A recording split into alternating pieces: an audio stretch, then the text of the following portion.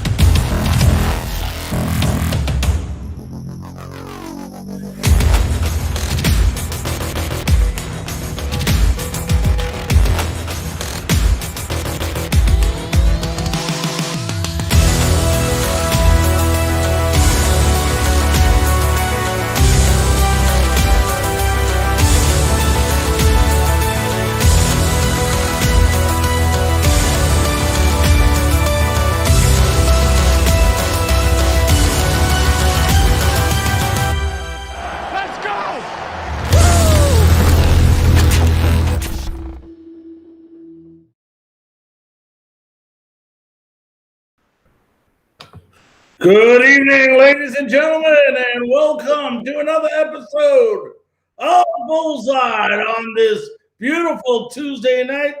As I'm just catching up a couple of things here, we've had such an amazing day in the sports world of USF that I'm just trying to catch myself up now. So I'm going ahead and I'm typing some information down here so all of you can see it. I want to welcome, first of all, Tommy, Eric, all the way from, I believe, Gainesville, Florida, on with us.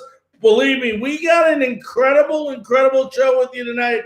And it's going to be a little bit different of the show tonight. So if all you folks out there that are listening on several different platforms, we're going to do a special AAC tournament, a little bit of a USF version of it tonight. So we may not necessarily have any special guests on, but we are opening up phone lines. The number to call in is on the bottom of this reel. You can see it scrolling through. We also went ahead and put up there, if you look under the comments section, if you want to go ahead and leave comments and have your name used on the show, there is a button to click on in the comments where it will allow BeLive to use your name, and we will put your comment up there if we think it is suitable enough for, all the audiences. We do recommend that you comment, ask questions, ask concerns. We'll be talking about the women's basketball team who was victorious today. We will be talking about the men's team who's going to be playing Thursday. So a lot of it will be around basketball. If you did not hear, the men's game versus FSU in baseball was postponed due to FSU players having the COVID virus. So we got lots and lots to talk about. Believe me, it is a packed-filled show. Share this with your friends. Share this on your timeline. Right now, we are live. We are live on Northeast Streaming Sports. We are live in the United Kingdom right now, as well as on several different other platforms. But as always, let's go ahead and bring in our co-host, who's getting his smile ready for your visual pleasure. Let's go ahead and bring up Bradley Lewis Walker. Bradley, how you doing today, buddy? I'm doing okay, Larry. How are you? I'm doing good, my friend. Doing good. What an unbelievable day. I mean, just on the basketball teams alone, I have 2 pages of stuff for us to talk about today as I tear them out of my book here so it's easier to go over. But, there was a game, if anyone didn't know it, played earlier today, which we were hoping that would not get to be as close of a game as it was, but it ended up being a nail-biter, among other things, in this game where the women's team did end up victorious, winning 48-44 over a very scrappy Wichita State team, and in a game that featured a little bit of everything, Bradley, this game was way too close for comfort for the USF Bulls. Well, Larry, they always say this is why they play games. We don't play these on paper, and this is one of those games that they didn't play on paper. They only won by 4 points. I'm looking at the stats right now, and shooting 19% from the three-point line. That tells you why the game was so close today. Well, you know why it tells you why the game is close? Because we win and die by the three-pointer. That is the women's basketball team. We have a rebounder, and I'm going to tell you a lot about this game because I got to see this game. I want to welcome Tommy, our good buddy from Temple Terrace, on the line. We are allowing calls in. We're talking about USF basketball tonight. We're starting off with the women's team who was victorious in their AAC tournament opening game, 48-44. But it was not a pretty game. I listened to this entire game, and this is a team that, would have missed their own bathroom even if they knew where it was. Because every single shot the women's team was putting up was not going in. And it wasn't because they weren't open. They missed 10 layups in the first quarter alone. And, the layup is not that, and that's not something, there's only so much you can coach, You coach to get the open shot, take an open shot, but at the end of the day, these are things that we practice all day long doing layups. Everything was missing the net. Everything was going in. Everything was going out. The ball couldn't make up its mind what it wanted to do. It was one of those type games for the Bulls, and they cannot win like that. You talked about terrible shooting, Bradley. 24.6 from the field, 5 of 26 three-pointers, and only 65%. Now, I'm going to tell you something about these 65%. You look at that number and you say terrible, and it is, but they won this game at the free throw line. Couple of clutch free throws again being made, and it was just one of those games. But the reason why they won this game is because Wichita State shot equally as bad, especially in the second half. And we got some statistics that go over in a little bit. I'll go over with you. But Wichita State was 1 of 11 from three-pointers, 32.8 from the field. But most of that, you'll find out, was in the first half. USF created 14 turnovers, okay? And UFS had 8 turnovers. For some reason, the Tampa Tribune is saying they had 16 turnovers. That is not the case. They only had 8 turnovers in this game, but missing 10 layups in the first, quarter alone, that's 20-point difference you're talking about. Now, we're going to talk first about, let's just get over the scores. Sydney Harvey, 14 points, 7 rebounds. Bethy Manunga, we'll talk about her in a minute. 3 points, 15 rebounds. Elena Sinicki, 12 points, 4 rebounds, and Pinzan and Alvarez both had 7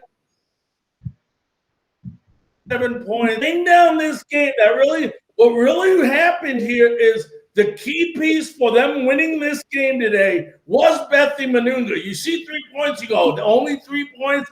She was in foul trouble early in this game. They had to pull her by the second quarter of the game. She played only 22 minutes in this game. People go, 22 minutes. Well, for Bethy, that's not a lot because she's used to playing 30 minutes a game. And obviously, when Bethy Manunga is not in there, this team struggles on the rebounding side. Manunga, 7 rebounds on the offense, The Bulls out-rebounded Wichita 18-9 on the board, on the offensive boards.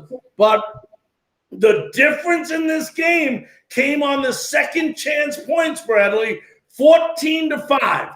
And I'm going to tell you right now, this was the ugliest, by far, the ugliest shooting display I've seen from the USF women's team all year long.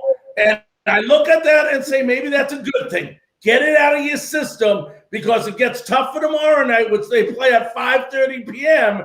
versus Tulane. There's no sit-down time in the tournament, as you know, and we'll go over some stats in this. But, you know, you and I have talked about it, and you mentioned it already, Bradley. When you get into the tournaments, it's like the playoffs in football. It's like the playoffs in baseball. You know, sometimes it's the hottest team going into the tournament or the playoffs that play the best. Sometimes on any given night, like tonight, any team can win. And hopefully it was a great, great wake-up call for Coach Fernandez and the USF Bulls. Yeah, let me go out and Larry say real quick. I think I saw your post. I want to congratulate Coach Fernandez on winning Coach of the Year. I think that was did I see that post up earlier? Yeah, and we're going to go over that, but go ahead. You can say it now too. Well, I mean, I was looking too, Larry. We outscored them 28-19 in the final two quarters of the game. Yes. If I'm reading that correctly.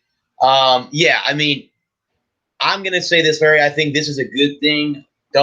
Everyone out there don't think that I'm downing USF because I've already gotten a lot of grief from an article that I wrote earlier this week about the football program. So anyway, make a long story short, yes, the good news is, guys, maybe this was a wake-up call. Every good team, and this is a great basketball team, sometimes you need a kick in the butt, and this is something that they needed. Hopefully this bad shooting will not be the same tomorrow night when they play the Green Wave in the next round of the AAC tournament. Yeah, and I looked at this game, Bradley, and I broke the game down. Other than maybe slowing the ball down a little bit, were coming down. They were trying to run with Wichita State.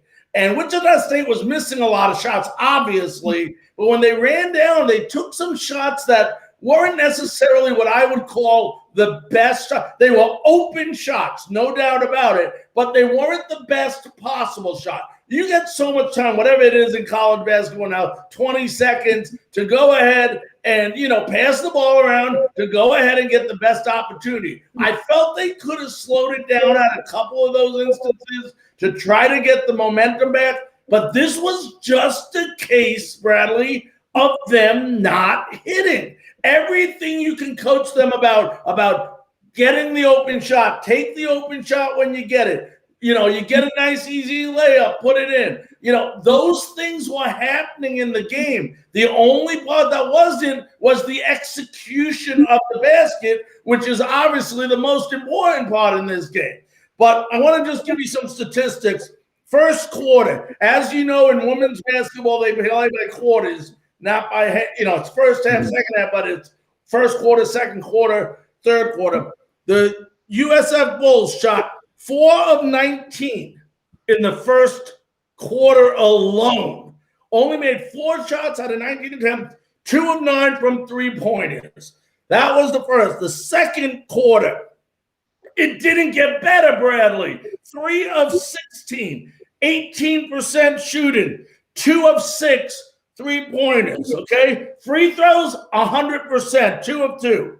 In the third period, not better. 4 of 12, 33.3%. Three-pointer, 1 of 6. Free throws, 66%. Okay, they made 8 of 12. Okay, the difference was the amount of times they went to the free throw line in this game. 20 times, 13 of 20 in the game. Fourth quarter, Bradley, nothing better. 4 of 14. Okay, from the field. Three-pointers 0 for 5. Free throws 3 of 6. So this team was 5 of 26, okay, in this game from the three-pointer, and it's a team that lives and dies. And they were getting three-point opportunities. But I will give Maria Alvarez some credit. She hit a big three-pointer in the third quarter that seemed to change. And what else is new? The young lady, which we'll talk about some of these awards they've gotten in a minute, but I'm just going over some statistics for you. Biggest lead in the game for Wichita State. They had an 11-point lead in the second period with 4 minutes left in the half, and USF did a great job narrowing that down to 5 points by half. USF biggest lead was 6 points. It didn't come until 16 seconds left in the fourth quarter of the game. This game was led most of the game by, the Wichita State. Best scoring run, 6 points and 7 points, respectively. There was 3 lead changes, 6 ties, and the time, we call it in football time of possession, but time with the lead. Wichita State led for over 25 minutes in this game. I'm going to keep going, guys. I love statistics, okay? Turnovers, okay? Points on turnovers. 3 by Wichita State, USF. 10 points on turnovers. They created the one thing that did work out with this team that you got to give them credit for in this game is they got very pesky, if you know what I mean, on defense in the third and fourth quarter, almost like they were a little bit in desperation saying, oh, no, we better wake up, and otherwise we're going to lose this game. And they played some really, really good defenses. And believe me, part of that, Bradley, does help when the other team isn't hitting shots. Fast break points. Wichita State 6, USF 4. This is a big one. Bench scoring. Wichita State outscored USF's bench 17-11. And what am I telling you, folks? In a nutshell, it shows you they did not play well in this game. And that is okay if you learn from it. There's only coach can't make the baskets. Coach Fernandez doesn't get on the court and shoot the ball. He can call the plays and do things. And, first of all, give the woman credit for handling the adversity in the first half, coming back, staying strong, being led by Coach Fernandez, who never let them get down on themselves. And that's what good teams do. They did come back. They did win. The only thing I'm going to say to you, Bradley, I'd love to get your opinion on this, is that, and I don't mean to sound negative, folks, so please don't think that, just like when Bradley writes a story, you may not all agree with them, but he's telling you his honest opinions and his thoughts. Same thing on this show. We're not telling you what you want to hear. We're telling you what we believe. If you like it, great. If not, there's a comment section right here. There is a number on the bottom to call. Get involved, interact, call. Let's have a fun show and talk about it. But my point I'm getting to, Bradley, is if they play tonight versus a Tulane team tomorrow that's 17-7 overall, I don't think the result is going to be the same as today. One of the reasons being is I don't see Tulane missing as many opportunities as Wichita State did today. No, Larry, I agree. And again, I think we're going to, agree with that. But yeah, they cannot shoot as poorly as they did tonight, no matter where it comes from. Regular 2-pointers from the three-point line, from the free throw line. They're going to have to get a lot better tomorrow night because, as we all know too, let's look at it like this.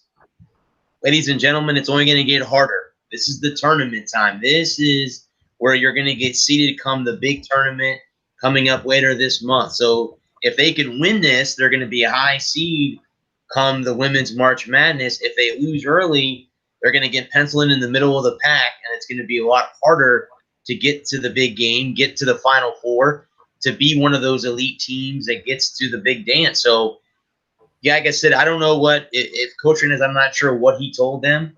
I'm sure he went into the locker room and said, you know what, ladies, I think we just got lucky. So let's just straighten everything up, and let's have a hell of a lot better effort tomorrow against Tulane than we did tonight here against the Shockers of Wichita State. Yeah, and let's not act surprised. For all you fans listening out there on several different platforms, I know on several different USF platforms, don't be surprised that they didn't shoot well today. Ever since they come back from the epidemic break, which was like, I want to say 30 days or roughly 32 days, they have not been shooting well. Their last 3-4 games, Bradley and I, we've been on and we said, this is not the same team they were before the epidemic. It's the same players, but they're not playing the same consistent, smooth basketball that they were playing at that time. Now, that can change in an instant. Good coaching will help with that. Like we said, they can't shoot the ball, the coaches. They can only try to call the players and give the team the best opportunity to create, points. However, whether it's on turnovers, which came back to be a great, great thing for them today on turnovers, got them back in the game, poor shooting. But this is a game the other team should have won today. And that's okay, folks, that we won it. Good teams find a way to win, especially in tournament time. And that's what the women's basketball team does.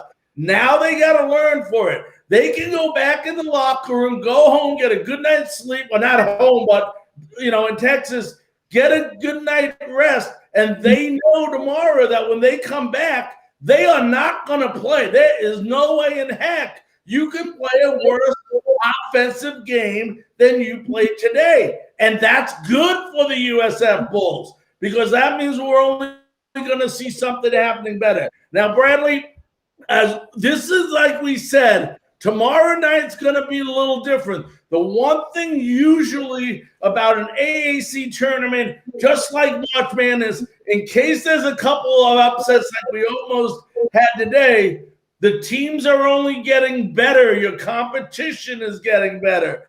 And, but that doesn't mean that you can't win these games. This is a very, very good Tulane team tomorrow. Tulane just beat Temple 83-73 to get to this game. They're 17-7. They have, and we'll go over some of the awards in a minute, but they have the freshman of the year who was out that's averaging 16 points a game in Jacayla Jordan. Unbelievable freshman.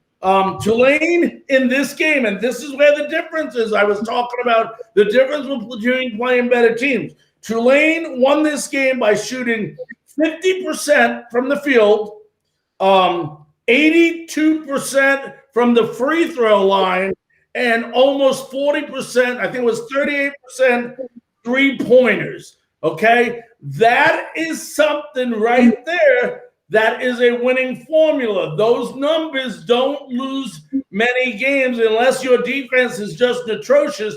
And this is a defense led by I'm sorry. In this game, they also, listen to this, 36 rebounds, 20 assists, and 8 blocks. And my buddy Bradley Lewis already says it, and I'll let him say it again. What does it mean, Bradley, when the assists are high? When the assists are high, that means there's a lot of movement around. And if you guys, I don't know if anyone out there knows the movie The Hoosiers. If you remember in the beginning when he took over, what did he ask? I want to see 3 passes before I see a shot. Now, again, I'm not saying that that's the way it is today, but usually when you have a lot of assist guys, the ball is moving around. They're not just focusing on one player. Everybody is contributing, and they need that. In today's game, guys, if you're watching basketball, and I've talked to, me and Larry have talked to a lot of former players, and we've asked about today's game. It's everybody lives and dies by the 3-point shot, and if you can get the ball around and get that open 3, great. But you got to make your 3. You got to make them. When you have them, you can't miss them. So, definitely that's what happens when you have a lot of assists. The ball is being moved around, which keeps the other team on their toes. Now, they also have 2 seniors. I know Crystal, I believe it's Freeman. She had 18 points last game for them as well. And Sierra Cheatham had 13 points, 5 rebounds, and 5 blocks. But the one thing I mentioned, guys, and this goes back to what Bradley was saying before, This team had 36 rebounds last game, okay, which is a good amount. It's about the right amount. But the other thing that got me is 8 blocked shots, okay? And you ask why Bradley and I keep saying we got to hit from the outside. Why do we have to get Lisa Pinzon and Maria Alvarez and Sydney Harvey, all these players out there, Elena Sinicki hitting from the outside? Because if they come inside, they have a lot. We have Bethy Manunga, okay, and maybe Shea Leverett, okay? They have 2 women that clog their middle up there that one or two things are going to happen.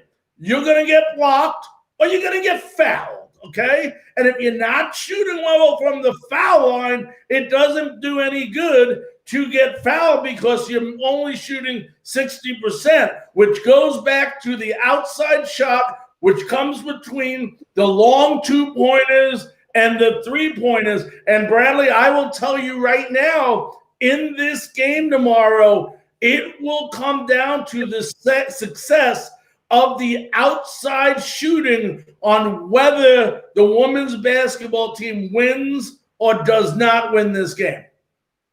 Yeah, Larry, I'm actually going back. I was looking back at the games against Tulane this year. When we played them in their house, we shot 39% total field goal percentage to their 40%. We shot 29% from the 3-point line. We had less turnovers and more rebounds than they did. So then again, with that, if you look at that, guys, that's a good thing. And again, even though we shot 39.4%, they shot 40.7%. Not really a big difference. There's not a lot of difference between those two numbers. But yeah, I mean, it's gonna come down to, guys, is they're gonna have to do a lot better than they did against Wichita State today. Because like I said earlier, guess what? It's not gonna get any easier, guys. The competition's gonna get harder as we get towards the end. And you know what, guys? Our rival up there in Orlando is hoping, because that's the second best team in the conference, is UCF. So they want us knocked out, because then they have a shot to win the conference tournament and move on and be a higher seed than us. So they're up there going, oh yeah, let's have an upset so we don't have to deal with having to play them again.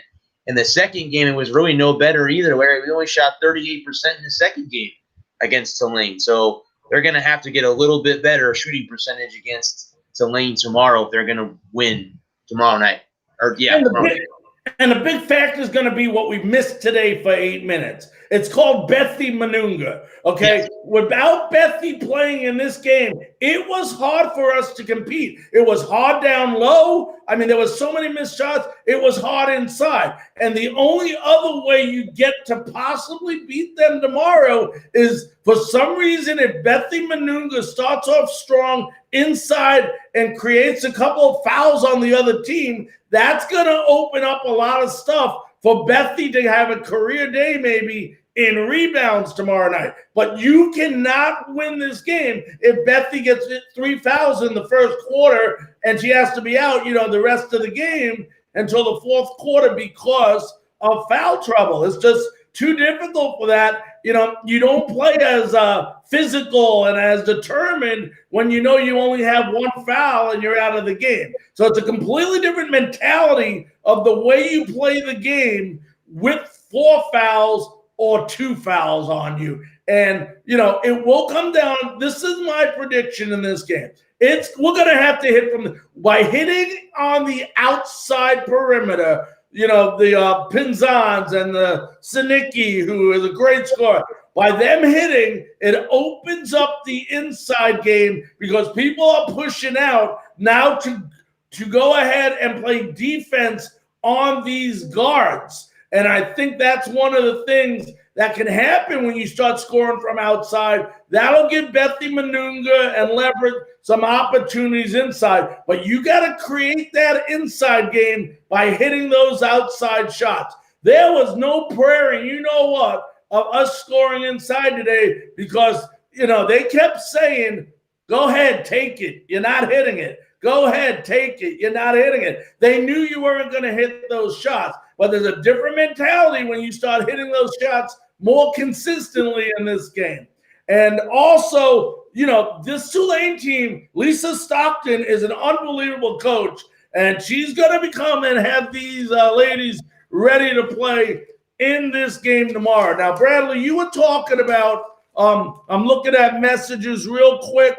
For those of you just joining us on several different platforms, we have a call-in number right here on the bottom of our screen. It's scrolling through. It's 813-922-9810. If you want to call, be a part of the show, just call in, ask questions, give us your thoughts on the USF women's or men's basketball team. We'll be more than happy to do our best to answer it for you. Don't be shy. It's an interactive show. We'd love to have you on. We also have a message area right here. You leave a comment. We'll go ahead and constantly look at those comments, and we'll go ahead and answer those questions as well. We also put a website up there for you allowed BeLive TV to utilize your name and use it during our show. But real quickly, before we get into the men's, AAC women's basketball awards that were just handed down. Bradley mentioned earlier, and congratulations to everyone who has won something, by the way. Coach of the Year, no, it's dummy proof to me. Coach Fernandez, and that's why I'm so confident that we'll win tomorrow, because I know he'll get this team ready to play. The key thing tomorrow, Bradley, and I'll hop back and forth, is you can't let this team get down on themselves. You can't let them think about the shots they missed today, because it will affect them tomorrow if he does. And I think Coach Fernandez, of all people, will handle that the right way and make them not worry about it, tell them it's over with, and get them ready for tomorrow. And that's why he won Coach of the Year. Most Improved Player of the Year goes to Elisa Pinzon, junior point guard from USF. And these are only USF players. I'm not announcing everybody in the AAC. I root for USF. Also, the Coast 6 Player of the Year, I don't think there's any question about this. Maria Alvarez, sophomore guard from USF. First team all-conference, senior out of USF, Bethy Manunga and Elena Sinicki, sophomore guard. Second team all-conference, Elisa Pinzon, junior point guard from USF. And then third team all-conference, I guess they have a third team as well, Sydney Harvey, junior guard of USF. And you know what? Something amazing there, folks. And as I said that, I hope you were all, trying to focus and listen to what I was saying. But except for one individual out of all those individuals I named, everyone is back next year. Okay? Bethy Manunga was the only one that won an award this year that is not back. That is dangerous when you think about it. One more year under Coach Fernandez's system, and they're ranked right now. They're ranked number 20. They haven't played like a top 15 team the last couple of weeks, so that's okay. We'll show them here in the tournament and in the NCAA tournament what it's all about. But we do want to congratulate all those folks who have won awards. And ladies and gentlemen, tomorrow night, once again, 5:30 p.m. Eastern time, the women's basketball team from USF will play the women's basketball team from Tulane. And I believe that's an Eastern time. I gave you right. USF is 16-3. And Tulane is 17-7. So that's one heck of a game tomorrow night. Now, we're going to switch it up a little bit. And why don't we go talk a little bit about the men's basketball team, who opens up Thursday at noon. Wow, early game. Reminds me of the Stanley Cup games last year when we had to get out early to watch these things. And for those of you, I did have several messages. Larry, is it on ESPN Plus? Where can we watch this Thursday game when the men's play? It is on ESPNU, I heard. So unless something changes or network is getting it will be on ESPNU. Right now, USF is 8-12, 4-10 in the conference. They will play the 9th seed. USF is ranked 8th in the tournament of the AAC. Temple is ranked 9th. Temple is 5-10, and they're 4-10 in the AAC. All right.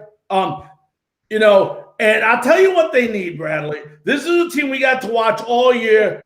Certain games they go out there and they impress the you-know-what out of you, and then they break your heart the next game because they play so sloppy. So very inconsistent team. But there's a couple keys we'll go over later, but we're going to need definitely an aggressive style defense by USF to definitely create some turnovers, and not just create the turnovers, but when you create a turnover in a basketball game, you create more possessions. When you create more possessions, you create more opportunities. When you create more opportunities, hopefully you create more points. And the formula works if it's played out right. And I think you're going to see Coach Gregory come out with a very, very aggressive game plan. This is a basketball team. You talked about Wichita State earlier when we were talking about the women that didn't have anything to lose. They were 6-12, playing the best team in the AAC, USF. Well, this is a tournament that the men really don't have anything to lose. I mean, yes, they're playing a team ranked number 9, but when you're 8 or you're 9 in this tournament, it's the same damn thing. It don't matter. But, this is where they can go in, maybe be a little bit more relaxed, and maybe surprise a couple of people and win some games in this tournament. Yeah, like I said, here we are again, Larry, with why we play these games live and don't play them on paper. Because ESPN has Temple with a 63% chance of winning tomorrow's game or Thursday's game. Excuse me. We'll play these games. Actually, you know what? It would be nice, Larry, if they could win 2 or 3 of these games. If they get knocked out later in the tournament, if they win the damn thing, it would be great. But I think we both know I don't think that's in the cards this year for Coach Gregory and USF, unless they come out tomorrow and play Temple, aggressively, like I think we all think they're going to, and they keep that same game plan and it works all the way through the tournament.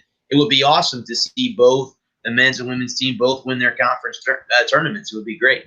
And you talk about that COVID epidemic really affecting a team, nothing more than the USF men's team. Before the break, they were shooting 36% from the field, which I wouldn't call the greatest, but, it's not as bad as they were doing afterwards. They're only shooting 29%. So they've really been struggling. But listen to this stat, and this could be the difference in the game versus Temple tomorrow. In their last meeting, the Bulls had 17 turnovers. They turned over the ball 17 times. That led to the Temple Owls scoring 19 points off of those turnovers. So that's a 19-point swing in that game just before you even talk about anything. So, one of the keys, as always, and especially with the men, which they've been known to do, especially the last 5 or 6 games, is they have to eliminate turning the ball over that many times. Well, Larry, as we both know, when no matter what sport it is, I mean, except for baseball, because there's no turnovers in baseball, but errors, turnovers kill a team and will kill a team fast. And like you just said, they turned the ball over 17 times against the Owls. That's not going to work in the tournament, guys. They're going to have to cut those turnovers down to either single digits or leave it around the 10 or 12 area. If they do turn it over, they're going to have to make sure that they can stop them going the other direction and stop the Owls from getting a lot of points, or it's going to be a rough night. We want to remind you all that you are watching Bullseye. We are doing our special AAC USF tournament preview. The first half of the show, if you missed it, we talked about the women's, that big win today that did not come easy by any means, and about what they have to do tomorrow to win. We are now talking about the men's. If you want to call in, we have a number on the bottom of our screen. 813-922-9810, or leave a comment and we will answer your questions. But Bradley, I want to go over these are yearly statistics for USF right now. 32% on three-pointers this year, okay? So 3 out of every 10, okay? They only made 64% free throws, and they're averaging turning the ball over 14 and a half times per game, which is not a formula for success. To put things in perspective, okay, they are getting 11 points off other teams' turnovers, while the other teams are averaging 17.1% a game off the USF Bulls turnover, which is a 6-point swing easily that way. Not a successful formula, and you and I both know they got to make their shots. This team will not win if the game comes down to free throws. We know that. I'm sorry. I'm not trying to embarrass the coaches. I'm not trying to be negative. 64% means you only make 6 of 10 free throws, okay? You're not shooting more than 20 probably in a game unless they are just fouling you because they know you can't make it. To put things in perspective, I think one of the highest free throw attempts the Bulls had this year was 30 free throws in a game. They made 18. That is 60%. Okay? So, you got to be able to do that. And let's hope, something happens in this game where they shoot better. But, they got 3 guys on this team. Khalif Battle's a sophomore. In his last 3 games, he's averaging 25 points, 7.7 rebounds. They also have a junior, Jake Forrester, 6.1 rebounds a game. Field goals, he's averaging 56% field goal percentage, inside 9.4 points. And a freshman sensation, Jeremiah Williams, 4.2 assists a game, 9 points. So these are the keys, and I'll let you respond to them. We talked first about the first one. USF has to eliminate turnovers. Bradley and I talked about this already. When you go ahead and turn over the ball, you're giving up a possession. Not only are you giving up a possession, you're giving up an opportunity to score points. Not only are you giving up an opportunity to score points, but when you give the ball away and you don't score and another team does score, that's a 4-point swing. Okay? So we have to, stop that. Bradley, I'll let you comment on the second one. I believe one of the big things the men's team has to do that they've been known, and even when they get the lead and in the third and fourth quarter, they allow the other teams to go on, I call them scoring runs, an 8-0 run, a 10-0 one, a 14-4 run. I think if they can eliminate, and stop those big stretches where the other team scores, they will have a lot better chance. But we watch games, you and I, that they're in the third and fourth quarter, and you're like, they're up by 12 points, and the other team goes on an 18-0 run and ends up winning the game by the time the game's over. They have to eliminate those scoring runs. Oh, absolutely. Yeah, you can't let your opponent, go long distances, scoring 14, 16 points in chunks, and you're only scoring 4, even if you have a lead. And see, the bad news, Larry, too, is let's say that they're down. Let's say you're down by, say, 8 points, and you let the other team go on a 16-point run. That 8 points becomes 24 points real quick. And now it's a big hole that you have to now dig yourself out of. And as going back to you're talking about free throws, I mean, we talked about this at the beginning of the year. We sat here on the very first show that after the football season ended and we had shifted to basketball. The one thing that we had talked about with both men's and women's is they had to hit their free throws. Guys, those are free points. Just think about that. Those are the easiest points you can make. You have no one defending you. You're taking a shot at the basket, plain and simple. So we have to do a little bit better with the free throw. And yeah, Larry, they have to stop the fast break point, where they're scoring 16, we're only scoring 8. We've got to keep those at bay if we're going to be able to get past Temple and in further into the AAC tournament. And the other big thing, and that you and I really haven't mentioned in a couple of weeks now, is somebody's got to find Alexis Yetna.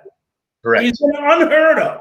I mean, for whatever reason, I don't care. He needs to be back in there, and he needs to be making a difference. When you have that kind of talent and you're not making a difference, you're wasted space. He needs to be involved. He needs to get more physical. When you put him and Michael Durr together, teaming up to get rebounds, it's a very, very tough rebounding team. But Alexis Yetna has to become, he has to become more physical. He can't be, he can't play very cautiously, this or that.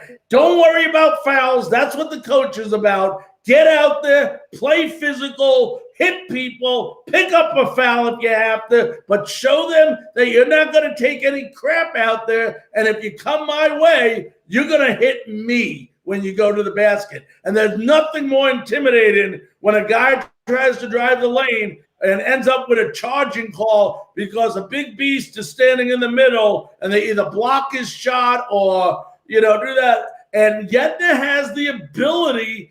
I don't know why. I don't know what it is that they're not getting it out. But also when Yetna starts playing on the rebounding side, his confidence level goes up and you start seeing him push in 12 to 14 points a game. So you need him on both sides of the ball. Yes, you need him on rebound. I mean, listen to this team. You got Murphy, who is showing signs of brilliance. You got Durr. Castaneda is a very streaky shooter. We know about David Collins, Justin Brown. I mean, this is a team that if they can control the basketball and try to intimidate this team, and I use the word intimidate with a capital I because the only chance they have of winning tomorrow is to be more physical than Tulane. Of course, hitting some shots, but they got to clog up that middle, force that team from the outside to hit their shots, and they got to own the boards tomorrow night to win this game. Yeah, Larry, I'm looking at Yetna's stats right now. He's averaging 9.5 points, 7.3 rebounds, and he's under 1 assist, 46%. So, yeah, we need him to be on both ends. You got to, if you guys watch basketball, and I was a basketball fan in the 90s in the NBA, watching the Knicks and Pacers, those are ugly games because you know why? You went down the middle, they were taking your head off. They were not going to let you get easy points, and that's what these guys got to do. Yetna and Durr both have to do that tomorrow, and from here on out, if the Bulls are going to have a shot. And like you said, Larry, you got to get defensive rebounds. Those are points that you can get, set up your team offensively. They've got to cut down and make sure to cut the offensive boards away from Temple. And if they can do that and control the boards and get the ball back down the court, get it to David Collins. Collins has been the man of the hour for this team all season. Get it to your playmakers. If Yetna's going to be just the defensive guy, or get it into him. Let him make some shots. Let him get some dunks or some easy layups. Set it up for him, and they should be rolling along. Like you said, I'm not really sure why they haven't gone to that all season, but maybe it's time for Coach Gregory to change his mindset and do that tomorrow, starting against the Owls. And you also got to answer your question is, Yetna has to have one of the things you need in this game, and I don't know if he has it or not. I don't know the young man, but it's called basketball IQ. Okay? Doesn't matter how intelligent you are off the court. How smart are you on the court when it comes to, okay, if I don't have the shot, when you tell me that this guy is averaging less than 1 or right out 1 assist a game, that means when he gets the ball, he's shooting the ball. Okay, he's not dishing it back out where your Collins is taking a shot or Castaneda or Murphy is taking a shot and scoring. Because if that was the case, he'd have a couple more assists a game than that. Okay, so there's 1 or 2 things that are happening. He's going to drive, or he's taking wild shots or not very good shots, or when he's taking shots, he's getting fouled and he's going to the free throw line. And we all know, I don't know if you have in front of you his free throw statistics for the year for Yetna, but I would probably guess they're around 60% if I just had to do a guesstimate. But it looks like Larry, from the free throw line this year, Yetna is 71.9% so Okay. far this year. Okay, Yeah. which means he hits 7 out of 10. I don't call that great either, but it's better than most of the team. But Right. at the end of the day, you know, what that's telling me then in your case is when he's getting to the foul line, he's hitting 7 of 10 free throws, okay, or 14 of 20, which I'm not going to call terrible on this team. So which makes me to believe is what is his shot selection like? You know, and we've seen him. He does take some shots sometimes. But once again, if he uses that physicality when he's inside, and I really think part of his problem, Bradley, it's just my opinion. I love to get feedback from the fans that are listening is I think he's afraid to get physical because if he does, he could be called with a foul, and he's afraid to play the game with fouls on him. That's what I'm seeing. I could be wrong. I'm not saying I'm not a genius. I'm not Coach Gregory, but that's what it looks like to me. Play physical. Get some fouls. They give you 5 fouls in a game. Okay, you know when your coach will tell you to cut the crap if it's time to cut the crap if you're getting too physical out there. And I know Coach Gregory has not been telling this young man that. And the key for them winning tomorrow night is his physicality as well. The other thing I put, Bradley, and you hit it pretty well with on the women's basketball side when we were talking about, but you were talking about the 3 passes in Hoosiers. Great example, great analogy. I was talking about see how long you can go when you get over the half-court line without the ball touching the ground. Okay, similar idea, different philosophy. What you say? Those 3 passes, but instead, remember, only one thing can happen when the ball hits the ground. Usually, something not good.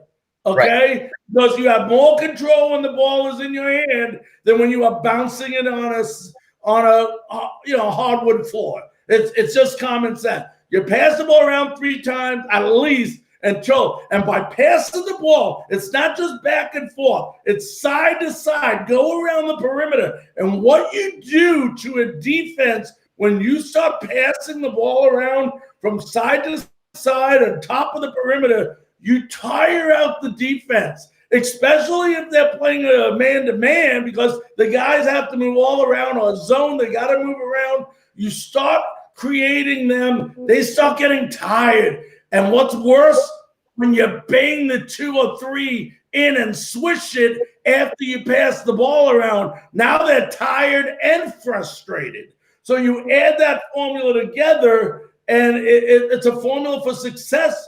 And I already said that I honestly think the reason they have so many turnovers in the Bulls is because the ball hits the ground too much. So that's number 1. Number 2, Bradley, I'd love to get your opinion on this. I'm talking about aggressive defense earlier. Why not press a little bit more in this game? Whether it's a full court, half court, I don't care. But by pressing, you create the other team to make mistakes. And even if it's 1 or 2 mistakes, they may beat you once in a while, but try it. Try something different, like you said, that could create a different result and maybe help you pull out this game tomorrow, Thursday night. Yeah, Larry. Yeah, I mean, I'll go back real quick to Yetna. I totally agree with you. I think maybe, like you said, and again, we're not judging. We don't know what the young man is thinking when he's on the basketball court. We're not a coach. We're not Coach Gregory, but maybe he is. Maybe he's scared to get in foul trouble. Maybe he's, I can't take 3 fouls. Well, he needs to do something and change the game in the middle, just to change up a little bit. And I agree with you, Larry. I think they should go with either a half court or a full court press. I've seen a lot of college basketball in my years, and a lot of times when you see the full court press, guess what happens? The other team turns the ball over a majority of the time. You can get them caught. Either they don't cross, they get the half court issues or whatever. If you can keep them, that keeps that, and like you said earlier too, with the passing of the ball, tires the team out, frustrates them. Especially if you can get an open look, say at a 3 or an indoor to Yetna or to Durr, get it in there and let them dunk it. It'll frustrate the heck out of any team you're going to play against, and that's what they're going to have to do. I like that idea. Coach Gregory, if you're watching this show, do the full court press on Thursday against Temple. Let's get this going. And Bradley, you know what else it does? And I think you might have just said it, so I apologize. I was listening to everything you said. But it also, there is a thing. You only have 10 seconds to get the ball over half court. So the other thing it could do is create a turnover because you're playing such great press that they can't get the ball over the half court line, and it creates a turnover. And they got to start thinking, a turnover is not worth 2 points. A turnover is worth 4 points because the other team doesn't score 2 and you do. Or could be 5, actually, if you think about it. But at the end of the day, for simplicity reason, it's a 4-point swing. Would you rather be 6-6 or 6-2? Winning. That's what it is, and it's not. Basketball isn't a sophisticated game. It's a game where if you just like we talk about every other sport, if you take the fundamentals and do the fundamental, the idea of basketball is putting it in the hoop. So whatever way you can create the best, most effective way to put the ball in the hoop is going to win the games for you, as long as you can be more effective than the other team. The idea of a defense is to keep you from putting the ball through the hoop. It's that simple. Now, what do you do? What's your game plan? What do you want to execute so that this doesn't happen, or vice versa, it does happen for your team? Either way you want to look at it. And, guys, don't go thinking that the men's team cannot win on Thursday. Please don't do that. That's not what we're saying at all. We're just telling you what we feel they need to do in order to win this game. And, Tulane is 17-7 for a reason.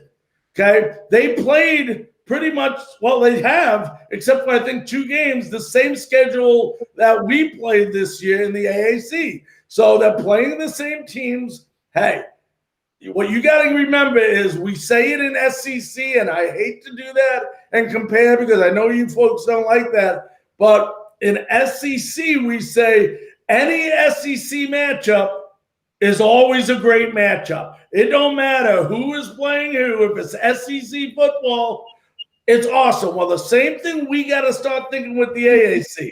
It's AAC basketball. And you know what? Just like we do in football, after the tournament begins, we want every team in the AAC to win. When the NCAA tournament, unless they're playing us, of course, we won't be in. I think the only way we can get in the tournament, if I'm right, is does the AAC championship get in there, automatic bid? I think so, Larry. Yeah, and men's side, I believe they do. Right. So that's the only way let's not worry about that right now. Let's worry about Thursday night.